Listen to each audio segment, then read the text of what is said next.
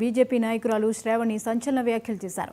సంజయ్కి నిజంగా దమ్ము ధైర్యం ఉంటే ఎమ్మెల్యే పదవికి రాజీనామా చేసి ప్రజాక్షేత్రంలో మళ్లీ గెలవాలని సవాల్ విసిరారు. బీజేపీకి గతంలో 5,000 ఓట్లు రాగా దాన్ని 40,000 వరకు తాను తీసుకువెళ్లానన్నారు. తన అనుచరులను కార్యకర్తలను ఎన్నో ఇబ్బందులకు గురి చేస్తున్నారన్నారు. అభివృద్ధి కోసం ఏ పార్టీతోనైనా పనిచేస్తానని చెబుతున్న మీరు మొన్న జరిగిన ఓ సర్వేలో మీ పనితీరు 108వ స్థానంలో ఉందన్నారు. అంటే చివరి నుంచి 10వ స్థానంలో ఉన్నారన్నారు.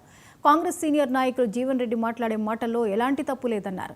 ఆయన టీడీపీ నుంచి లభించిన పదవులకు రాజీనామా చేసి గౌరవప్రదంగా కాంగ్రెస్లో చేరారన్నారు.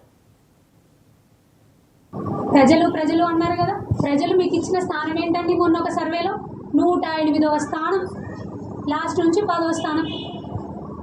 మరి ఏందండి అభివృద్ధి సంక్షేమం మాట్లాడమంటారా మేము స్థానం గురించి? ఒక్కటి గుర్తుపెట్టుకోండి సంజయ్ కుమార్ గారు, 1,000 మీరు చూపిస్తే మిగతా 4,000 మిమ్మల్ని చూపిస్తాయని గుర్తుపెట్టుకోండి. హిస్టరీతో మాట్లాడడం కాదు. యువర్ ఫర్ డెవలప్మెంట్ అన్నారా? Your for your self service, your for your family development, your for your contract development. నిజంగా దమ్ము ఉంటే, మీకంత దమ్ము ఉంటే, మీకంత ధైర్యం ఉంటే మీ పార్టీకి వెళ్ళినా నేను వెళ్ళినా అభివృద్ధి కోసం వెళ్ళినా అని చెప్తున్నారు కదా. సరే, అభివృద్ధి కోసం మీరు వెళ్తే సంతోషపడతాం మేమందరం. మీరు అట్లానే అనుకుంటే గౌరవప్రదంగా వెళ్ళండి. ఇప్పటికిప్పుడు మీకు అంత దమ్ము ధైర్యం ఉంటే, ప్రజలు నన్ను నిజంగా నమ్ముతున్నారని మీరు అనుకుంటే ఇప్పటికిప్పుడు మీరు రాజీనామా చేసి బయటికి రండి ఎమ్మెల్యే పదవికి. మీరు మరి అంతకు ముందున్న పార్టీ నుంచి టికెట్ తెచ్చుకుంటారా, లేకపోతే ఇప్పుడున్న పార్టీ నుంచి టికెట్ తెచ్చుకుంటారా, లేకపోతే ఉమ్మడిగా తెచ్చుకుంటారా? ఎట్లయినా తెచ్చుకోండి టికెట్. నేను కూడా బీజేపీ పార్టీ నుంచి టికెట్ తెచ్చుకుంటా.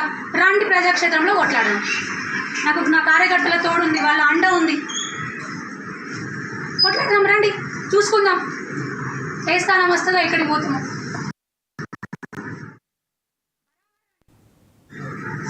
ముందుండి కొట్లాడేద్దా, వెనకాల కక్ష సాధింపు రాజకీయాలు జరుగుతూ ఉన్నాయి. ఇప్పటికీ సాధిస్తూనే ఉన్నారు కదా, నా మీద, నాతో ఉన్న వాళ్ళ మీద, మా అందరి మీద, మా కార్యకర్తల మీద, ఎక్కడికక్కడ